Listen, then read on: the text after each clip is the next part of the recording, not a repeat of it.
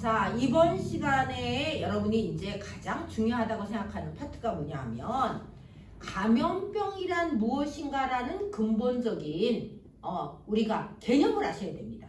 감염병이 뭐지? 근데 내가 요전 시간에 뭐라고 그랬어? 커뮤니케이션. 커뮤니케이션은 소통하다는 뜻이에요. 소통하다. 그러면 커뮤니케이블. 그러면 소통할 수 있는, 이게 이제 좋은 뜻일 때는 의사 전달을 할 수 있다는 좋은 뜻이지만 또 광범위하게 얘기하면 병균도 소통을 하면 이게 병에 걸리는 거예요. 너랑 나랑 병균을 통해서 소통해보자? 무슨 말이야? 나에게 있는 코로나19를 너에게 주겠다. 이런 얘기가 된 거죠. 또 요즘 이제 우리나라 젊은이들이 성적인 면에서 굉장히 후회하게 됐잖아요. 그래서 너랑 나랑 만난 지 얼마 안 돼도 마음만 맞으면 하룻밤 잘 수 있지 이런 생각을 하지만 그게 나에게 갖고 있는 나의 성병균을 너에게 준다는 뜻도 포함되어 있는 겁니다. 그러니까 여러분이, 내가 학생들한테 여러 번 얘기하고 있어요. 뭔가 소속이 불분명한, 믿을 수 없는, 그리고 여러분이 봐봐, 유흥업소에 가서 통성명을 했을 때 과연 자기 이름을 고지고대로 얘기하는 사람이 몇 명이나 되겠느냐. 또 반대로 나의 직업을 고지고대로 얘기하는 사람이 몇 명이나 되겠느냐. 그거는 우리가 다시 한번 생각해 봐야 돼요. 결혼을 해서 살아온 선생님의 입장으로 봐서는 그 사람을 어디서 만나느냐도 중요합니다.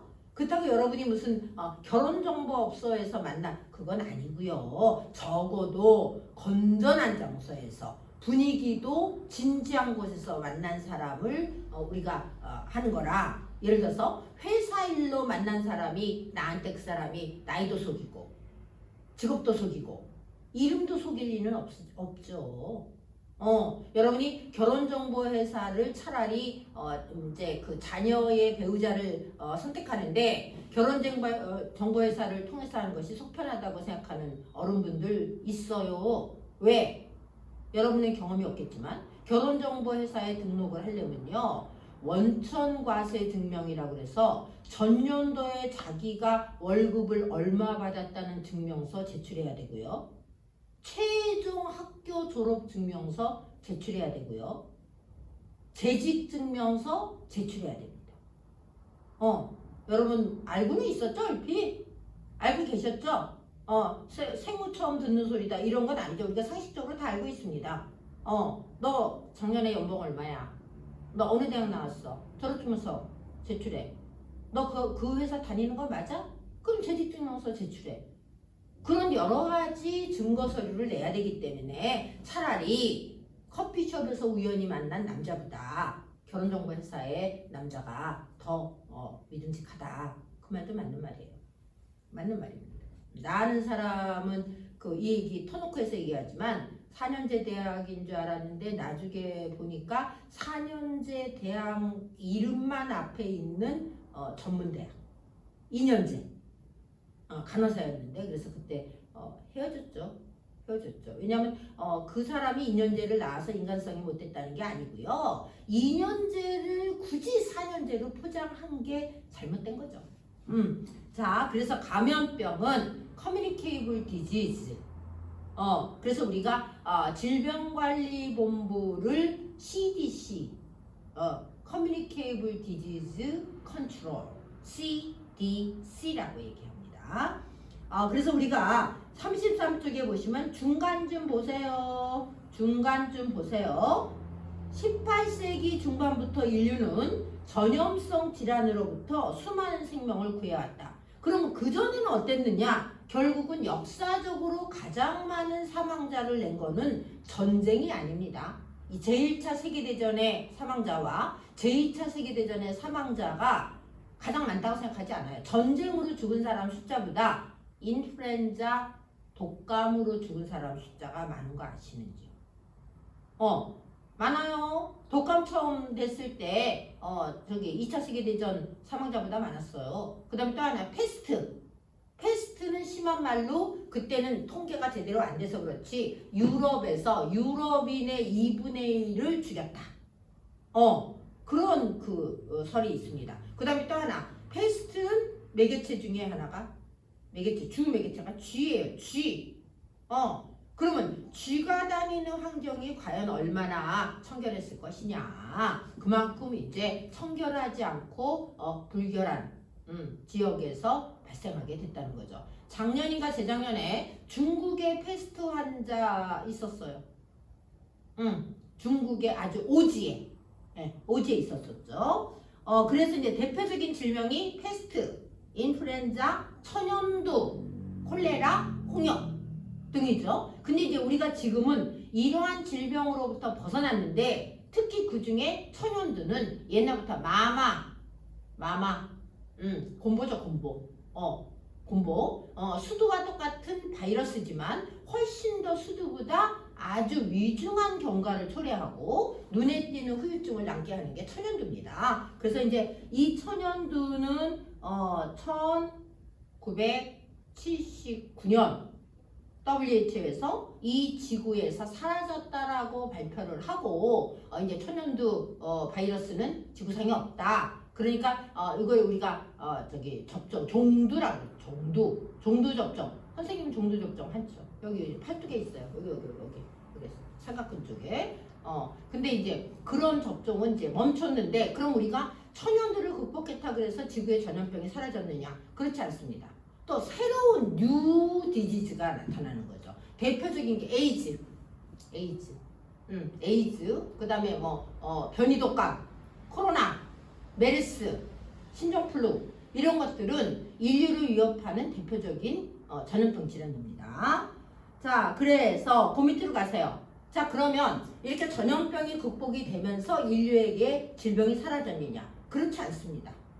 가장 많이 생기는 게 우리가 연령대가 올라가면서 퇴행성 질환이 생겨요. 퇴행성은 뭐냐면 앞으로 좋아지는 게 아니라 계속 서서히 나빠지는 거죠. 퇴행, 뒤로 간다는 뜻이죠.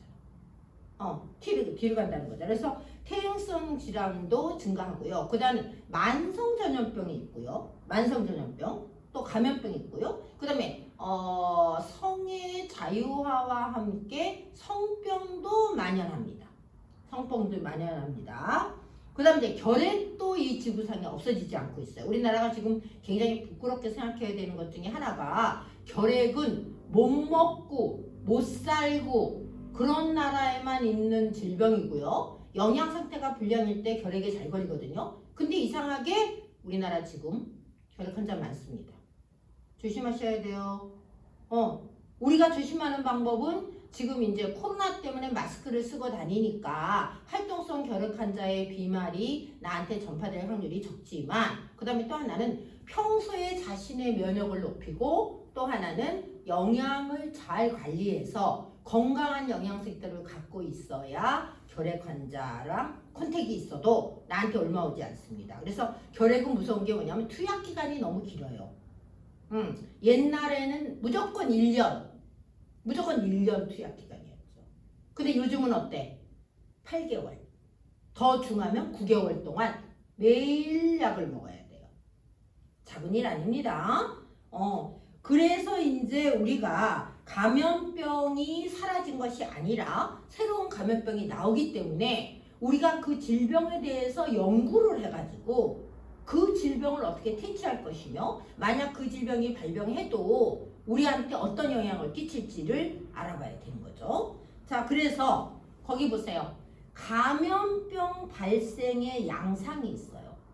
감염병은요 일률적으로 똑같지 않습니다. 다 똑같은 양상을 보이지 않아요. 그래서 어떤 특성적인 경과를 보여요. 감염병은요. 그래서 감염병의 특성적인 양상이 맨 앞에 나오는 게 무엇이냐? 첫 번째가 유행적이죠. 유행적. 이거는 뭐냐면 에피데믹. 일정한 지역에 단시간에 넓게 거기 보세요. 어떤 지역의 같은 감염병이 단시일 내에 계속적으로 발생하고 넓은 범위로 만연 커진다는 뜻이죠. 만연하는 경향이 있을 때 이거를 유행적 발생이라고 합니다. 대표적인 게 우리가 유행성 감기 또 뇌염은 뭐야? 매개체가 내염모기잖아. 이 내염모기가 없는 지역에는 당근 내염이 없겠죠. 그럼 내염모기가 언제? 계절적으로 여름이죠. 여름이죠. 한겨울에 내염모기가 다니기는 힘들어요. 그래서 이런 여러 가지 기후적인 조건, 지역적인 조건이 맞아야 같은 감염병이 단시간에 빨리 넓게 퍼지는 거. 그래서 우리가 보통 패션도 유행이라는 것은 뭐야? 단시간에 나라의 패션의 모양이 비슷하게 퍼지는 거 얘기하는 거죠. 그 다음에 두 번째가 지방적 앤드 토착적이라고 토착적. 그래서 이제 엔데믹이라고 합니다. 지방의 특수성. 자 봅시다. 거기 이제 예를 나온 게 간디스토마가 있어요. 간디스토마 이퀄 간흡수증, 흡수증인 거 알죠? 간흡증. 근데 간디스토마는요, 담수어를 먹었을 때 발생합니다. 담수어가 민물고기죠. 민물고기를 회로 먹었을 때. 근데 강가에 있는 데서 당연히 많이 발생하겠죠. 사막에서 발생할 수가 없는 거잖아요. 강에 담소가 있는데 그걸 잡아먹는 사람들이 어디서 잡아먹겠어? 산속에서 내려와서 잡아먹겠어? 강가 사람들이 잡아먹겠어? 그러니까 당연히 이걸 토착적 발생이라고 합니다. 그게 간디스토마. 그 다음에 장티푸스는 뭐냐 하면 상수도 시설이 안 되어 있는 지역에 장티푸스가 발생할 수밖에 없어요. 왜냐하면 이게 물로 전파되는 거거든요. 물로. 그래서 제가 앞으로 말씀드리겠지만 환경보건에 보면 밀즈 레인클 현상이라고 있어요. 이게 뭐냐 하면 독일의 두 학자가 뭐를 발표했냐면 상수도를 급수받고 있는 지역의 사람들은 수민성 감염병 발생률이 현저하게 낮다. 이게 무슨 소리냐면 소독되지 않은 물을 먹다 보면 그 소독되지 않은 물이 말하자면 대소변에 특히 대변에 감염이 되는 거죠.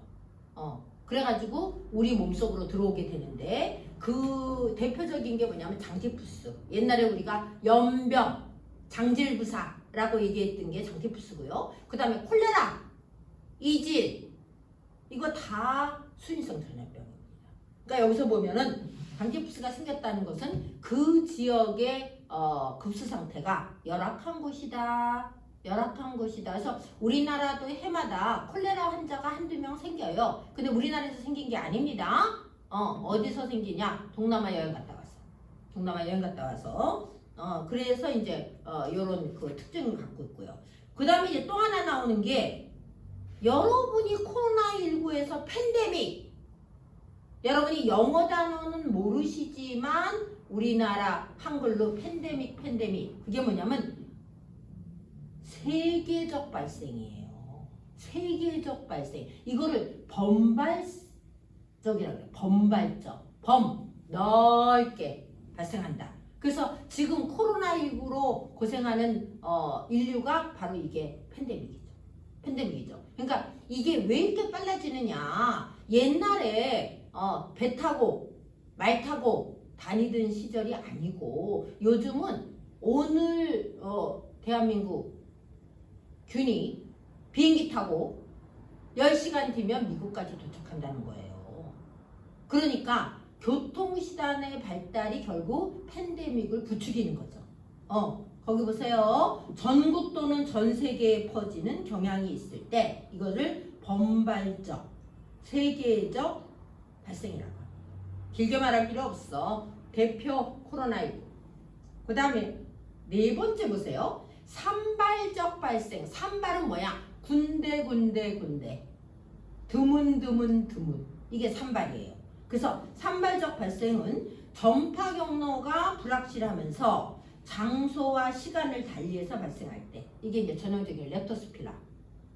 그 다음에 이제 5번 마지막이 뭐냐? 주기적입니다. 이거 아세요? 홍역은요 경련제로 발생한다는 통계가 있습니다. 경련제. 그러니까 2021년도에 발생했으면 2022년도에 잠잠했다가 2023년도에. 근데 이제 홍역 같은 경우는 우리가 지금 문제가 없는 게 옛날에 예방접종이 전체적으로 실시되기 전에는 이런 말이 있어요. 홍역을 살아서 앓지 않으면 죽어서 관 속에서도 앓는다. 이 말 뜻이 뭐냐 하면 모두 홍역은 한 번씩 알아야 된다 뜻이죠. 근데 요즘은 아니죠. 왜? 엄마들이 너무나 성의롭게 그 예방접종을 해주고 있잖아요. 여러분 아시죠? 예방접종 약 중에 MMR 혼합백신이 있어요. 이 MMR의 혼합백신은 세 가지가 있는 거죠. 앞에 M이 미즐, 홍역, 뒤에 M이 멈프스, 볼거리, 마지막 R이 루벨라. 뭐예요 이거는? 풍진이죠. 세 가지 백신을 12에서 15개월 사이에 놔주면 세 가지 질병이 예방이 됩니다.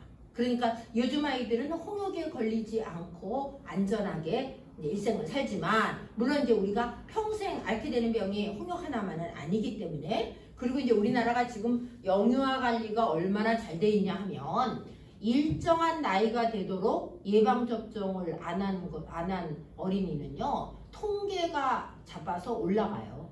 올라가서 얘 2018년도에 태어나서 지금 3살인데 받아야 될 예방접종을 하나도 안 받았네 통계가 나옵니다.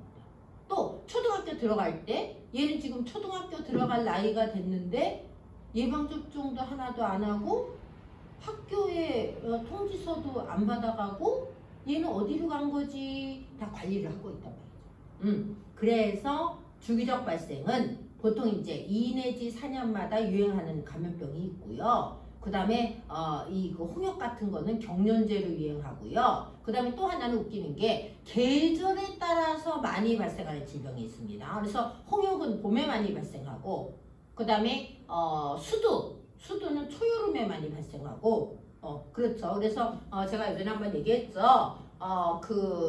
방송에서 100일에 예방접종 맞자. 100일에 예방접종 맞으셨어요? 그러면서 탤런트 3명인가 나와서 광고를 하는데 100일에도 이렇게 주기적 발생이 있습니다.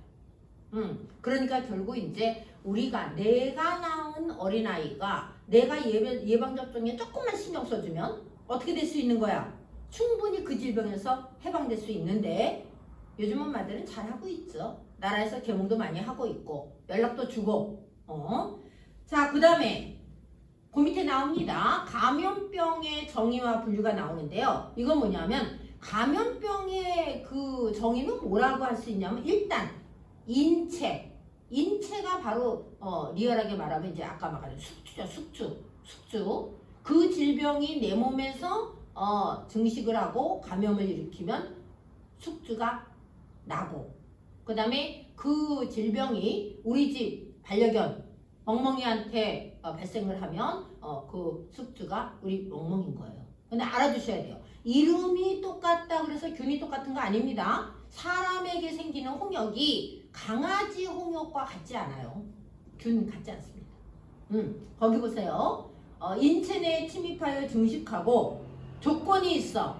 인체 내에 붙어만 있는 거는 오염이라고 부르죠. 여러분이 멸균 시간에 들으셨잖아요. 인체 내에 붙어만 있으면 이것은 우리가 제거하면 끝납니다. 그렇지만 인체 내로 들어와서 그 균이 증식 자라야 돼. 인체에 들어오기만 한다고 그게 감염병이 발생되는 게 절대 아니야. 자라야 됩니다. 그래서 일정한 조직이나 장기에 병변을 일으켜야 돼. 감염된 균으로 인해서 장기가 어떻게 보면 손상돼야지 그거를 우리가 감염이라고 하지. 아무런 손상도 없는데 감염이라고 그러지 않습니다. 그러니까 이제 조건 중에 하나가 균이 일단 들어와야 돼. 균이 자라야 돼. 그 균이 어느 장기에 뭔가 손상을 입혀야 돼. 이 과정이 감염병의 과정인 거죠. 그래서 결국은 이런 감염병일 때 나타나는 증상 획일적인 게 백혈구 증가입니다. 백혈구 증가. 우리가 그 사람이 질병이 의심될 때 혈액검사 합니다. 혈액검사를 해서 혈액검사의 백혈구 수치가 제가 얘기했죠. 평균 8,000 정도라고. 근데 막 백혈구가 5만이야. 그러면 감염병의 증상 중에 하나입니다. 그래서 감염병이란 사람에게 옮기는 질병을 말해주고 또 하나는 우리 몸에 어떤 증상을 발현시키니까 해코지를 하는 거죠. 균이 내 몸에 들어와서. 그래서 감염병은 분류를 어떻게 하느냐? 1번 어느 시간 동안 내 몸에서 문제를 일으키느냐? 이게 바로 두 가지입니다. 급성, 만성. 급성, 만성. 급성의 대표가 장티푸스, 콜레라, 홍역이 뭐 등등등등이고요. 만성의 대표가 결핵인 거 아세요? 결핵. 매도. 그 다음에 우리가 말하는 나병. 그 다음에 비형간염, 에이즈. 이런 거는 만성적으로 질병을 일으킵니다. 그러니까 우리가 감염병도 바로 내가 걸렸다가 종료하고 마무리가 되면 문제가 없는데 내 몸을 서서히 잠식시키면서 증상을 끊임없이 만성으로 이렇게 진행하는 경우가 있단 말이야. 그게 이제 시간 경과에 따른 분류가 1번이고요. 그 다음에 두 번째가 뭐냐면 병원체 종류. 병원체 종류는 세균성, 바이러스성, 리케차. 그 다음에 또 여러분 알고 있죠? 진균. 진균이 뭐야? 곰팡이. 대표적인 게 무정. 그 다음에 캔디다라는 질염과 아구청을 일으키는 병. 그래가지고 균의 종류는 많지만 대략적으로 보면은 세균성, 바이러스성, 리케차. 그 다음에 이제 세 번째 나오는 거 아까 말씀드렸죠. 시간 경과에 따른 게 하나 있다면 두 번째가 병원체의 종류가 있다면 그 다음에 세 번째는 전파 경로가 있어요. 어떻게 도대체 내 몸으로 들어올까? 그래서 35쪽에 보면 공기전파, 그 다음에 비말전파, 기침, 재채기, 대화. 비말전파의 대표가 뭐야? 코로나19, 인플루엔자, 백일행, 수두 등입니다. 그 다음에 세 번째가 제가 말하는 경구전파죠. 경구전파는 입으로 들어온다. 입으로 어떻게? 음식을 통해서. 그래서 A형 간염, 그 다음에 콜레라, 장티푸스, 그 다음에 소아마비는 비말과 경구 두 개 다 들어올 수 있어요. 그 다음에 이제 네 번째가 직접 컨택. 대표가 뭐야? 여러분이 알고 있는 성병이죠. 성병 대표가. 그 다음에 이제 다섯 번째 나오는 게 동물 매개체. 동물 매개체는 주로 뭐야? 절쪽 동물이라 그래서 모기가 많죠. 모기. 그 다음 이제 무생물은 뭐냐면 물건에 묻어 있는 것이 나한테 온 거죠. 대표적인 게 흙, 이불, 장난감, 음식, 물 등을 통해서 매개체를 통해서 나한테 들어올 수 있는 거. 그래서 전염 경로는 크게 보면은 접촉 감염, 혈액 감염, 그 다음에 공기 감염이 있습니다. 그래서 여기까지 해서 오늘 감염 경로와 그 다음에 전염병의 분류를 공부를 했고요. 그 다음에 나머지 선생님 세 쪽 남은 거는 선생님 담당 세 쪽 남았죠? 그거는 이제 내일 1교시에 하겠습니다. 자, 오늘 여기까지 마무리하고요. 5, 6교시 양리 선생님 오셨거든요. 양리책 꺼내놓으시고 요전에 약어 프린트 받으셨죠? 약어 프린트 나눠줬어. 그거 약어 프린트랑 기초간약해요 꺼내놓으세요.